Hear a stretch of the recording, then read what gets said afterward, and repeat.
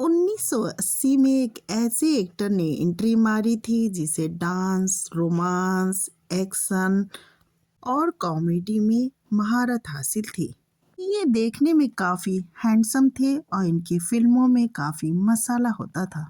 देखते ही देखते film industry में ये एक डांसर, अभिनेता और कॉमेडियन के तौर पर अपनी एक खास मुकाम बना लिए थे। और इनकी फीमेल फैंस तो इन्हें इतना चाहती थी कि इन्हें देखते ही बेहोश हो जाया करती थी। इतना नेम और फेम मिलने के बाद गोविंदा के नेचर में भी काफी बदलाव आने लगा था। अब फिल्मों के सेट पे वो अपनी मर्जी से आना पसंद करने लगे थे। और तो और इन्होंने ना अपनी फियांसी को ही धोखा दिया, बल्कि कई एक्ट्रेस के साथ इनके अफेयर के किस्से भी आए। और एक एक्ट्रेस के साथ तो इनकी लिव इन में रहने की भी खबर आई, जो मैगजीन के कवर पे खास सुर्खियां बटोरी। लोग तो ये भी कहते थे कि जहां इनकी पत्नी इनके थोड़े टाइम के लिए तरसा करती थी, वहीं ये फिल्म की शूटिंग के बाद अपनी मासूकाओं के साथ घूमने में बिजी रहा करते थे। इस वीडियो में हम यही बात करेंगे किस तरह गोविंदा ने अपनी पत्नी को चीट किया और वो कौन कौन सी एक्ट्रेस रही जिसके साथ इनके रोमांस की खबरें आती रहीं। अब जबकि इनकी पत्नी अक्सर सोशल प्लेटफॉर्म पे इंटरव्यू देते नजर आती हैं, तो ये सारी बातें खुल के सामने आने लगी हैं। गोविंदा के बारे में और भी बहुत सारी बातें करेंगे, आप वीडियो के अंत तक बने रहिए। चलिए तो फिर वीडियो शुरू करते हैं। 80 के दशक में हीरो के रूप में गोविंदा की एंट्री हुई और देखते ही देखते ये पॉपुलर हो गए। उस 80 के दशक में भी इनकी पत्नी के कुछ इंटरव्यू इन्हें विवादों में ला देते थे और आज भी इतनी इनकी पत्नी के कुछ इंटरव्यूओं के वजह से ये विवादों में आ जा रहे हैं। एक दशक पहले एक शो आता था, जीना इसी का नाम है। इस पे गोविंदा अपनी पत्नी के साथ आए थे।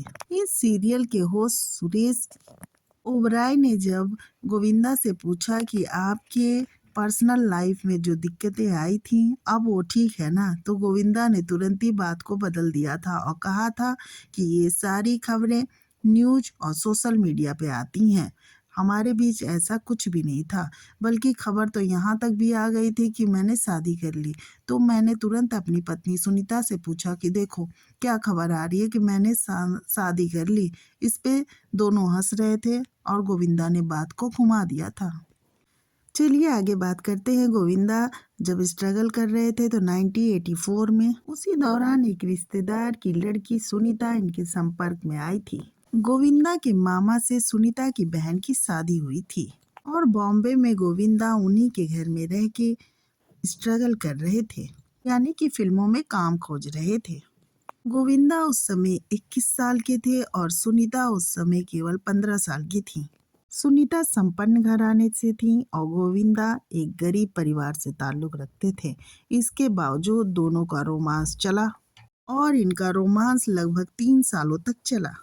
फिर गोविंदा और सुनीता के परिवार वालों को इसकी खबर लगी। फिर दोनों परिवारों की आपसी सहमति से इन दोनों का इंगेजमेंट हो गया। शादी इसलिए टाल दी गई कि सुनीता उस समय 18 साल की नहीं हुई थी।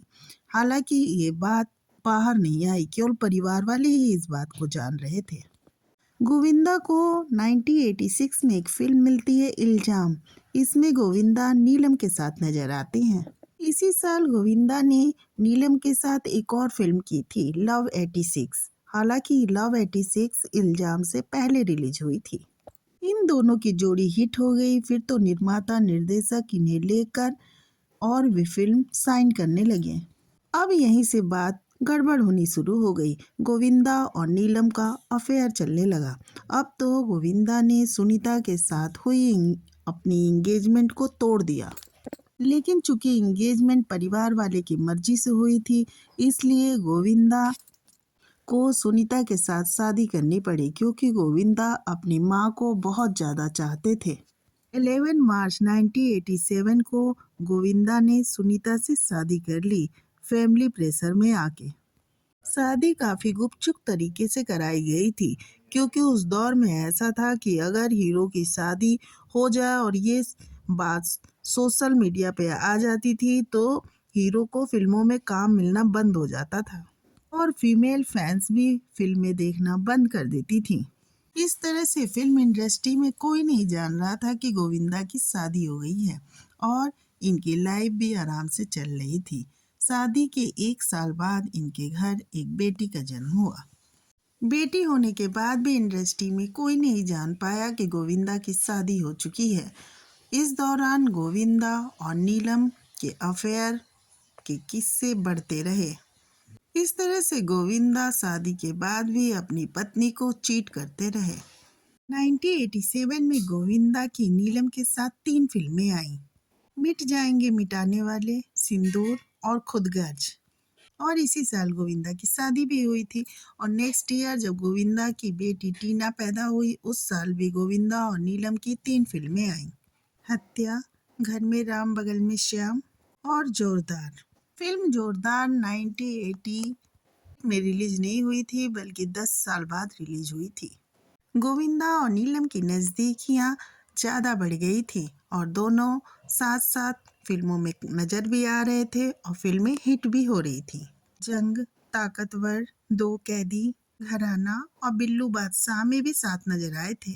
ये दोनों एक साथ इतना टाइम स्पेंड करने लगे थे कि फिल्में गलियारा से लेकर सोशल मीडिया से लेकर के मैगजीन और अखबार में इनकी खबरें छपने लगी थी।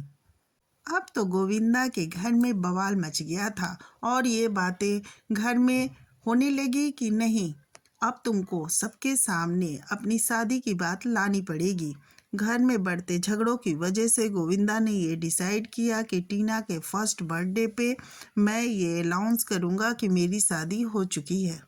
जब इस बात का खुलासा हुआ कि गोविंदा शादीशुदा हैं और एक बेटी के पापा भी हैं तो इस बात का सबसे ज़्यादा दुख नीलम को हुआ और इसका असर ये हुआ कि नीलम गोविंदा से हमेशा के लिए दूर हो गई और फिर भी कभी भी गोविंदा और नीलम एक साथ फिल्मों में नजर नहीं आए एज ए हीरो हीरोइन। नीलम के दूर जाने के बाद गोविंदा पे कोई खास फर्क नहीं पड़ा। गोविंदा को फिर दूसरी एक्ट्रेस के साथ देखा जाने लगा और कुछ समय बाद आई एक्ट्रेस करिश्मा कपूर। गोविंदा और करिश्मा कपूर की लगभग 10 फिल्में आईं और दर्शकों को इनकी जोड़ी काफी पसंद आई और इनकी जोड़ी हिट भी रही। करिश्मा के साथ इनकी पहली फिल्म आई थी मुकाबला और 1994 में करिश्मा और गोविंदा की 4 फिल्में रिलीज हुई जिनमें राजा बाबू, खुद्दार, दुलारा, प्रेम शक्ति और राजा बाबू, इनमें से 2 फिल्में सुपरहिट रहीं। अगले साल 1995 में इन दोनों की फिल्म आई कूली नंबर 1, वो भी सुपरहिट रही। गोविंदा और करिश्मा कपूर की साथ की फिल्मों की एक खासियत रही कि इनके गाने सुपरहिट रहा करते थे और उस दौर में इनके गाने दर्शकों के सिर चढ़कर बोला करते थे। फिर अगले साल 1996 में इनकी फिल्म आई साजन चले ससुराल, ये भी फिल्म सुपरहिट रही। फिर 1997 में इनकी फिल्म आई हीरो नंबर 1, ये फिल्म इनकी दमदार हिट साबित हुई थी। इस फिल्म में करिश्मा की लुक की भी काफ़ी तारीफ हुई थी। इसके 1 साल बाद फिर एक फिल्म आई हसीना मान जाएगी और वो भी सुपरहिट रही। फिर साल 2000 में ये एक साथ नजर आए शिकारी फिल्म में, उसके बाद इन दोनों की जोड़ी टूट गई। 8 साल तक गोविंदा और करिश्मा साथ फिल्मों में काम करते रहे। साथ साथ फिल्म में काम करते करते इनकी रोमांस के किस्से बढ़ने लगे और दोनों प्यार में पड़ गए। साथ ही करिश्मा को ये लगने लगा कि गोविंदा उन्हें सच में प्यार करते हैं। फिर करिश्मा गोविंदा से शादी करना चाहने लगी। उन्होंने गोविंदा के आगे शादी का प्रस्ताव रखा लेकिन गोविंदा आनाकानी करने लगे। अब तो करिश्मा समझ चुकी थी कि गोविंदा उनके साथ भी घर वाली बाहर वाली का खेल खेल रहे हैं, यानी कि गोविंदा अपनी पत्नी सुनीता को छोड़ के इनसे शादी नहीं करेंगे और वो केवल उनके लिए टाइम पास हैं। फिर तो करिश्मा ने गोविंदा से दूरी बना ली और यही कारण रहा कि दोनों की एक साथ फिल्में आने बंद हो गईं। जबकि फिल्मी मैगजीन में इनके रोमांस के किस्से आते रहे लेकिन दोनों ही इस बात को मानने से इनकार करते रहे। गोविंदा के साथ जब करिश्मा ने फिल्में करने से मना किया तो इसकी वजह पूछी गई तो करिश्मा ने साफ तौर से कहा कि नहीं, अब वो मसाला फिल्में फिल्में ना करने का फैसला किया है क्योंकि उन्हें माधुरी दीक्षित और जूही चावला जैसी फेम नहीं मिल पा रही है। इस तरह से फिल्मी गलियारा से एक और गॉसिप की खबर का द एंड हो गया। वो थी गोविंदा और करिश्मा कपूर की खबर। साल 2000 में ही गोविंदा की रानी मुखर्जी के साथ एक फिल्म आई थी, हद कर दी आपने। ये फिल्म रिलीज हुई और हिट हुई। साथ ही साथ ये खबर भी आने लगी कि गोविंदा का रानी मुखर्जी के साथ अफेयर शुरू हो गया है। इसके बाद गोविंदा ने रानी मुखर्जी के साथ चलो इश्क लड़ाए और प्यार दीवाना होता है जैसी फिल्में की। इन दोनों के रोमांस की खबरें बहुत ज़्यादा बढ़ गई थी और गोविंदा इस बार लिमिट पार हो गए थे और वो इस बात की परवाह नहीं कर रहे थे कि उन्हें कितनी बदनामी मिल रही है। वो रानी मुखर्जी के साथ लिव इन में रहना भी शुरू कर चुके थे। वो रानी मुखर्जी पे गिफ्ट की भरमार कर रहे थे। वो उनके लिए एक फ्लैट और कार भी खरीद दिए थे। गोविंदा कई फिल्मकार को अपनी फिल्म में रानी मुखर्जी को साइन करने के लिए भी कहते थे क्योंकि रानी उस समय न्यू कमर थी और उन्हें फिल्म उतनी नहीं मिल रही थी। ये खबर तूल तब ज़्यादा पकड़ी थी जब एक जर्नलिस्ट रानी मुखर्जी के घर पहुंचा था और रानी मुखर्जी के घर में बेडरूम में उसने गोविंदा को नाइट सूट में देखा था। ये बात इतनी आग की तरह फैल गई थी कि गोविंदा की पत्नी सुनीता ने जब ये बात सुनी तो वो अपने बच्चों को लेकर घर छोड़ने की धमकी भी दे दी थी। एक इंटरव्यू के दौरान गोविंदा की पत्नी सुनीता ने ये कहा कि कभी भी अपने पति को इस चीज़ के लिए फोर्स मत करना कि तू कुछ करता नहीं है, कुछ करता नहीं है, क्योंकि अगर वो करने पे आ जाएगा ना और कोई उसकी लाइफ में एंट्री कर जाएगी तो उसे निकालते निकालते 2 साल भी कम पड़ जाएंगे।